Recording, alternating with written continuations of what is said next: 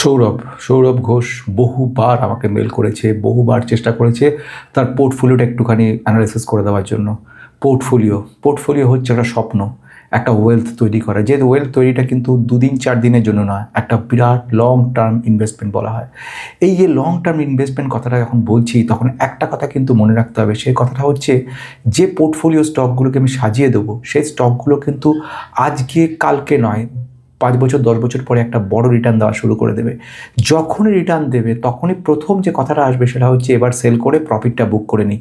তখন কিন্তু নিজেকে সংযত রাখতে হবে। আবার একটা সময় পরে দেখবে একটা কারেকশনের মধ্যে আসবে পোর্টফোলিওটা, সে সময় তো ইচ্ছা করবে যে এই লস হয়ে গেল, এর থেকে তখন বিক্রি করলে প্রফিটে থাকতাম। কোনো রকমভাবে কিন্তু লোভ থেকে বিরত থাকবে, কোনো রকম ফোমো থেকে বিরত থাকবে। যদি এই আমার সঙ্গে থাকতে হয় বা আমার পোর্টফোলিও অ্যানালিসিসটাকে বিশ্বাস করতে হয়, তাহলে কিন্তু লং টার্মের উপর ভরসা রাখতে হবে। আমি যখন একটা পোর্টফোলিও অ্যানালিসিস করি, তখন এইটা বলে মনে করিনি যখন তুমি নিজের বাড়িকে সাজাবে, যখন তুমি নিজের বাগানকে সাজাবে, যখন তুমি তোমার একটা নিজস্ব টার্গেট লক্ষ্য পূরণের দিকে যাবে, তখন কিন্তু কয়েকটা জিনিসকে মনে রাখবে। সেটা হচ্ছে, টার্গেট পূরণ করার জন্য তার জন্য দরকার পড়ে ধৈর্য, অসীম ধৈর্য, এবং সঙ্গে সঙ্গে অল্প অল্প করে বিনিয়োগ। আজকে আমি যে কথাটা বলবো, সৌরভ ঘোষ অনেকবার আমাকে মেল করেছে, উত্তর দিয়ে উঠতে পারিনি। আজকে ওরটা বানিয়ে দিতেই হবে আমাকে, না হলে নয়। কারণ না হলে কিন্তু খুব অসুবিধার জায়গায় চলে যাবে। ও আমাকে একটা পোর্টফোলিও অ্যানালিসিসের জন্য ফিজও দিয়েছে। আমি এবার একটা করে আসছি। দাদা, আমি সৌরভ ঘোষ, পশ্চিম মেদিনীপুরের ঘাটালে বাড়ি, বয়স 33 বছর, সেলফ এমপ্লয়েড, অ্যাডভোকেট, মাসিক আয় অ্যাপ্রক্সিমেট 30,000 টাকা। আচ্ছা, কোনো কোনো মাসে বেশিও হয়, আবার কোনো মাসে কমও হয়। মোটামুটি অন অ্যান অ্যাভারেজে 30,000 ধরে নিয়ে এগোতে হবে। সেকেন্ড ওয়ান যে কথা উনি বলছে আমার একটা মেয়ে আছে যার বয়স 3 বছর। এবারে বলছে, আমি আপনার ইউটিউব চ্যানেলে যোগ করে ভিডিও ফলো করে কিছু টাকা ইনভেস্ট করেছি, প্রায় 1,00,000 টাকা, 1,30,000 মতো। আপনাকে অনেকবার ইমেল করেছি। এসআইপি করেছি 3,000 টাকার মতো। এসআইপি করেছি 3,000 টাকার মতো। বেশ, আচ্ছা, এসআইপি করেছি 3,000 টাকার মতো, 2 বছরের বেশি করছি, অর্থাৎ ঠিক আছে 2 ইয়ার্সের মতো কন্টিনিউ করে চলেছে, 2 ইয়ার্স। আচ্ছা, এরপরে যে বলছে, আপনার অনুপ্রেরণাতে পোস্ট অফিসে পিএলআই স্কিমে মাসে 2500, তার মানে পোস্ট অফিসে পিএলআই স্কিমে 2550 টাকা করে জমা করছে। আচ্ছা, এরপরে বলছে 2 বছর 2025 মাসে জমা করছি, 3 বছর ধরে এরকম জমা করে যাচ্ছে। বেশ সুন্দরভাবে ও সাজিয়েছে ব্যাপারগুলোকে, এটা খুব ভালো লাগছে। পিপিএফে 2,000 করে ও জমা করে যাচ্ছে, পিপিএফে 2,000 করে জমা করে যাচ্ছে। বেশ, 2,000 প্রতি মাসে। মেয়ের জন্য 1,000 টাকা করে সুকন্যা সমৃদ্ধি যোজনায় SSY-এ 1,000 টাকা করে জমা করে যাচ্ছে। বেশ, খুব ভালো, সুন্দরভাবে সাজিয়েছে সুসমৃদ্ধি। আমি 50 থেকে 52 বছর বয়সে কিছু টাকা পেতে চাই, 50 to 50 ইয়ার্সে আমি একটা টাকা পেতে চাই। এখন ওর বয়স কত রয়েছে? বয়স হচ্ছে 33 বছর। মোটামুটি আমরা কতটা সময় তাহলে আমরা দিতে পারছি? মোটামুটি 7 বছর, 40, 50, 17 বছর, 18, 19 বছর, মোটামুটি 90 ইয়ার্স, মানে 19 থেকে 20 বছর সময় আমরা মোটামুটি পাচ্ছি। এবার আসবো পরের পয়েন্টের দিকে। ও যেটা বলতে চাইছে, কিছু টাকা কোনটা কী করলে ভালো, সাজেশন দিন বা একটা পোর্টফোলিও করে দিন, আমি আপনার কথা মতো চলবো। প্রতি মাসে আরও 1,000 থেকে 1,500 টাকা মতো স্টক কিনতে চাই। তার মানে 1,000 থেকে 1,500 টাকা করে প্রতি মাসে মাসে ইকুইটি মার্কেটে দেওয়ার মতো ওর ক্ষমতা রয়েছে। বেশ, সেগুলো আপনাকে কিছু বলবেন কোনটা কিনলে ভালো হবে। আপনাকে গুরু হিসেবে মেনে আমি আপনার সব কথা মেনে চলবো, গুরু দক্ষিণা দেবো। সাধ্য মতো উত্তরের অপেক্ষায় রইলাম। আশা রাখছি হাজার ব্যস্ততার পরে আপনি আমার মেইলটা দেখে বলবেন। আমি চলে আসবো এবারে ওর কোম্পানিগুলোর দিকে কী কী আছে। যে সেক্টরগুলোর মধ্যে রেখেছে, সেখানেও কিছু কথা বলার রয়েছে। সেক্টরগুলোর মধ্যে fast moving consumer good sector, মানে ওখানে 1, 2, 3, 4, 5, 6, তো 8, 9, 10খানা সেক্টরে ভাগ করেছে। এবং যেখানে ETF বলে একটা ওর ফার্স্ট ব্যবহার রয়েছে, ETFের মধ্যে সিলভার বিজ রেখে দিয়েছে, নিপ্পন ইন্ডিয়া ETF রেখে দিয়েছে। তারপরে আমি কি বলছি, নেক্সট হচ্ছে ডিফেন্স সেক্টরের মধ্যে ভারত ইলেকট্রনিক লিমিটেড রেখে দিয়েছে। টাটা মোটরস প্যাসেঞ্জারকে অটোর মধ্যে রেখে দিয়েছে, টাটা মোটর প্যাসেঞ্জার। আচ্ছা, তারপরে রেলওয়ে সেক্টরের মধ্যে রেখে দিয়েছে RVNL। তারপরে রেখেছে গ্যাব্রিয়েলকে অটো সেক্টরের মধ্যে রেখেছে, গ্যাব্রিয়েলকে। তারপরে SBIকে ব্যাংকের মধ্যে রেখে দিয়েছে। তারপরে অনন্তরাজকে ডেটা সেন্টারের মধ্যে রেখে দিয়েছে। FCLকে রেখেছে কেমিক্যাল সেক্টরের মধ্যে। টাটা পাওয়ারকে রিনিউয়েবলের মধ্যে রেখে দিয়েছে এবং HCLকে রেখেছে আইটির মধ্যে, HDFC ব্যাংকে রেখেছে ব্যাংকিং সেক্টরে, HDFC ব্যাংকে রেখে দিয়েছে, VBLকে ফাস্ট মুভিং কনজিউমার গুড সেক্টরের মধ্যে রেখেছে, এছাড়া LT ফুডসকেও কিন্তু এখানেই রেখে দিয়েছে, LT ফুডসকে।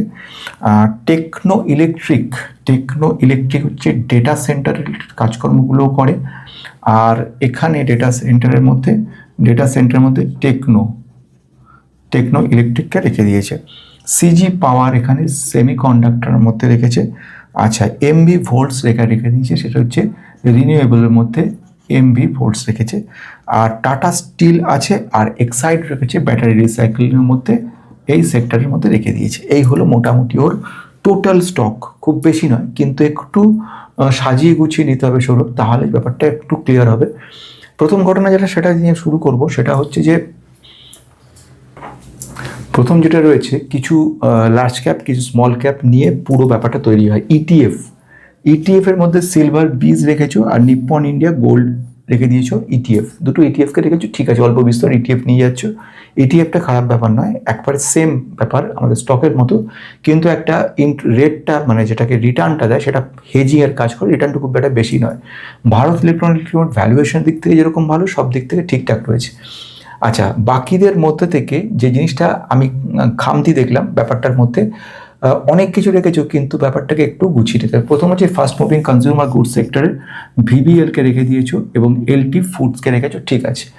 সেকেন্ড ওয়ান, ডিফেন্স সেক্টরের মধ্যে তুমি ভারত ইলেকট্রনিক্স লিমিটেড রেখে দিয়েছো, কিন্তু কোনো রকমভাবে সেকেন্ড কোনো কোম্পানিকে রাখোনি। ডিফেন্স সেক্টরের যে কোম্পানিটা আরেকটা কোম্পানি রাখা দরকার ছিল, সেরকম ধরনের কোম্পানি, যেরকম পারাস ডিফেন্স বা এখান থেকে এমটার, কিন্তু এই দুটোই কিন্তু ওভারভ্যালুড জায়গায় চলে গেছে। তাহলে এই মুহূর্তে অন্য কোনো কোম্পানি আছে, যেরকম BHEL বা অন্য কোনো কোম্পানি, এইসব company, this is only for education purpose, know by yourself before investing, please consult yourself or your advisor, past result cannot guarantee future performances. আসা যাক পরেরটার দিকে। ডিফেন্স সেক্টরের মধ্যে আমি যেটা মনে করতে পারি, ভারতের সঙ্গে কোনো একটা স্মল ক্যাপ অ্যাপোলো কিংবা এরকম ধরনের কোনো একটা কোম্পানিকে রাখা যেতে পারে। রেলওয়ে সেক্টরে RVNL যেরকম রয়েছে, এর সঙ্গে IRFC বা আরেকটা ওয়াগনের তৈরি করার যে কোম্পানি রয়েছে টিটাগড় ওয়াগন, সেই টিটাগড়ের হিসেবে কিন্তু রাখতে পারতে। আচ্ছা, অটো সেক্টরের মধ্যে ঠিক আছে, টাটা মোটর, গ্যাব্রিয়েল দুটোকে রেখেছো, ঠিক আছে। ব্যাংকিং সেক্টরে SBI, HDFC ব্যাংক দুটো রয়েছে, একসঙ্গে দুটোকে রাখার কোনো মানে হয় না। তবে এর মধ্যে যদি SBIকে রাখতে হয় তাহলে HDFC ব্যাংকে রাখবে না, HDFC ব্যাংকে রাখলে SBIকে রাখার দরকার নেই। সেক্ষেত্রে তুমি উৎকর্ষ ব্যাংক কিংবা এদিক থেকে যদি আমরা বলে থাকি হচ্ছে